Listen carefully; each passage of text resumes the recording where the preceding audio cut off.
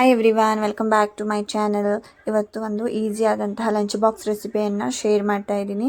ತುಂಬಾ ಈಸಿಯಾಗಿ ಹಾಗೆ ತುಂಬಾ ಹೆಲ್ದಿಯಾಗಿ ಮಾಡುವಂಥ ರೆಸಿಪಿ ಅಂತಲೇ ಹೇಳ್ಬೋದು.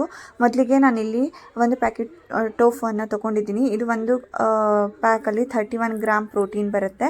ನಾನು ಇದರಲ್ಲಿ ಅರ್ಧ ಟೋಫು ಮಾತ್ರ ಯೂಸ್ ಮಾಡ್ಕೊಳ್ತಾ ಇದ್ದೇನೆ. ಇದನ್ನು ನಾನು ಫ್ರಿಜ್ಜಲ್ಲಿ ಇಟ್ಟಿರೋದ್ರಿಂದ ಬಿಸಿ ನೀರಲ್ಲಿ ಹಾಕಿಬಿಟ್ಟು ಇದನ್ನು ನೆನೆಸಿಟ್ಕೊಳ್ತಾ ಇದ್ದೀನಿ. ಅದರಿಂದ ಇದು ತುಂಬ ಸಾಫ್ಟ್ ಆಗುತ್ತೆ.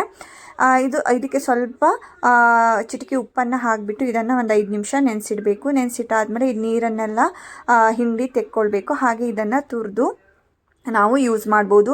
ಇಲ್ಲ ನೀವು ಗ್ರೈಂಡ್ ಮಾಡಿ ಬೇಕಾದರೆ ಹಾಕೋಬೋದು ಬೇರೆ ಯಾವುದಕ್ಕಾದರೂ. ನಾನಿಲ್ಲಿ ಪಲಾವ್ ರೈಸ್ ಐಟಮ್ಗೆ ಹಾಕ್ತಿರೋದ್ರಿಂದ ನಾನು ಇದನ್ನು ತುರಿದ್ಬಿಟ್ಟು ಇದನ್ನು ಲಾಸ್ಟಿಗೆ ಹಾಕ್ಕೊಳ್ತಾ ಇದ್ದೇನೆ. ಇದನ್ನು ಟೇಸ್ಟ್ ಸಹ ತುಂಬ ಚೆನ್ನಾಗಿರುತ್ತೆ. ಹಾಗೆ ಸೇಮ್ ಪನ್ನೀರ್ ತಿಂದ ಹಾಗೆ ಆಗುತ್ತೆ. ಸೊ ಅದರಿಂದ ಟೋಫು ಇಲ್ಲ ಪನ್ನೀರನ್ನು ನೀವು ಆದಷ್ಟು ಮಕ್ಕಳ ಲಂಚ್ ಬಾಕ್ಸಿಗೆ ನೀವು ಆ್ಯಡ್ ಮಾಡೋದಕ್ಕೆ ಟ್ರೈ. ಇವತ್ತು ಈ ರೆಸಿಪಿ ಮಾಡೋದಕ್ಕೆ ನನಗೆ ಇಲ್ಲಿ ಸ್ವಲ್ಪ ಬೇಬಿ ಕಾರ್ನು, ಹಾಗೆ ನೆನೆಸಿಟ್ಕೊಂಡಂತಹ ಕಡಲೆಬೇಳೆ, ಈರುಳ್ಳಿ, ಸ್ವಲ್ಪ ಕೊತ್ತಂಬರಿ ಹಾಗೆ ಟೋಫುವನ್ನು ನಾನಿಲ್ಲಿ ಯೂಸ್ ಮಾಡ್ಕೊಳ್ತಾ ಇದ್ದೇನೆ.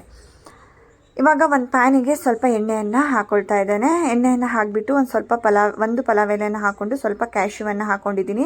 ಅದ್ರ ಜೊತೆಗೆ ಸ್ವಲ್ಪ ವಾಲ್ನಟ್ಟನ್ನು ಚಿಕ್ಕದಾಗಿ ಕಟ್ ಮಾಡಿ ಇಟ್ಕೊಂಡಿದ್ದೀನಿ. ಹಾಗೆ ಸ್ವಲ್ಪ ಜೀರಿಗೆಯನ್ನು ಹಾಕ್ಕೊಂಡಿದ್ದೀನಿ. ಹಾಗೆ ಒಂದು ಕಟ್ ಮಾಡಿ ಇಟ್ಕೊಂಡಂತಹ ಈರುಳ್ಳಿಯನ್ನು ಇದಕ್ಕೆ ನಾನು ಹಾಕ್ಕೊಳ್ತಾ ಇದ್ದೀನಿ. ಇಲ್ಲಿ ವಾಲ್ನಟ್ ಬದಲು ನೀವು ಬಾದಾಮ್ ಯೂಸ್ ಮಾಡ್ಬೋದು, ಪಿಸ್ತಾ ಯೂಸ್ ಮಾಡ್ಬೋದು, ಯಾವ್ದು ಬೇಕಾದರೂ ಯೂಸ್ ಮಾಡ್ಬೋದು. ಆದಷ್ಟು ಸ್ವಲ್ಪ ಡ್ರೈ ಫ್ರೂಟ್ಸ್ನಲ್ಲಿ ಚಿಕ್ಕದಾಗಿ ಕಟ್ ಮಾಡಿ ಹಾಕೋದಕ್ಕೆ ಟ್ರೈ ಮಾಡಿ.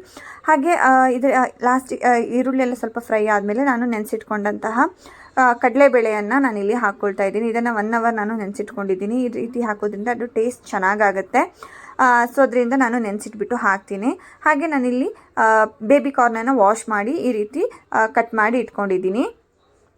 ಇದು ಖಾರ ಸಹ ತುಂಬ ಜಾಸ್ತಿ ಇಲ್ಲ, ತುಂಬಾ ಈಸಿ ರೆಸಿಪಿ ಅಂತ ಹೇಳ್ಬೋದು. ನೀವು ಸ್ವಲ್ಪ ದೊಡ್ಡ ಮಕ್ಕಳಿಗೆ ಮಾಡೋದಾದರೆ ಇದಕ್ಕೆ ಹಸಿಮೆಣಸಿನ್ಕಾಯಿಯನ್ನು ಯೂಸ್ ಮಾಡಿ, ಚಿಲ್ಲಿ ಫ್ಲೇಕ್ಸನ್ನು ಯೂಸ್ ಮಾಡ್ಬೋದು, ಇಲ್ಲ ಪೆಪ್ಪರ್ ಪೌಡರನ್ನು ನೀವು ಇಲ್ಲಿ ಇದಕ್ಕೆ ಯೂಸ್ ಮಾಡ್ಬೋದು. ತುಂಬ ಟೇಸ್ಟಾಗಿ ಚೆನ್ನಾಗಿ ಬರುತ್ತೆ.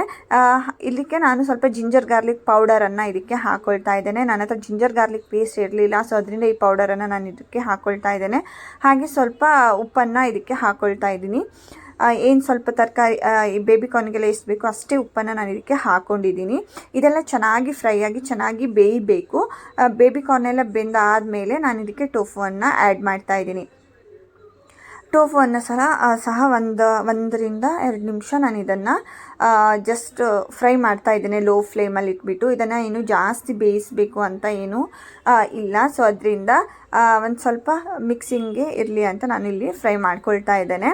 ಹಾಗೆ ಇವಾಗ ಬೇಯಿಸಿಟ್ಕೊಂಡಂತಹ ಅನ್ನವನ್ನು ಇದಕ್ಕೆ ಹಾಕ್ಕೊಳ್ತಾ ಇದ್ದೇನೆ. ಈ ಟೈಮಲ್ಲಿ ನೀವು ಉಪ್ಪು ಜೊತೆಗೆ ತುಪ್ಪ ಹಾಕ್ಬೋದು, ಇಲ್ಲ ಬೆಣ್ಣೆಯನ್ನು ಸಹ ನೀವು ಯೂಸ್ ಮಾಡ್ಬೋದು, ತುಪ್ಪ ಯೂಸ್ ಮಾಡ್ಬೋದು.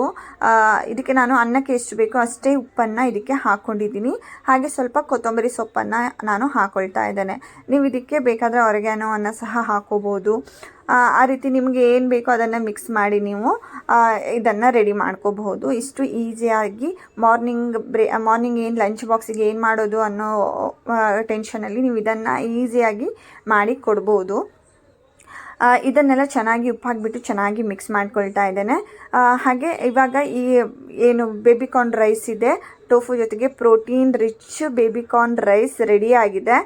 ನೀವು ಸಹ ಈ ರೆಸಿಪಿಯನ್ನು, ಸಿಂಪಲ್ ಆದಂಥ ರೆಸಿಪಿಯನ್ನು ಟ್ರೈ ಮಾಡಿ. ಹಾಗೆ ಒಂದ್ಸಲ ಟ್ರೈ ಮಾಡಿ ಬಂದು ಕಮೆಂಟ್ಸ್ ಮಾಡಿ. Thank you for watching. Please subscribe to my channel. Thank you.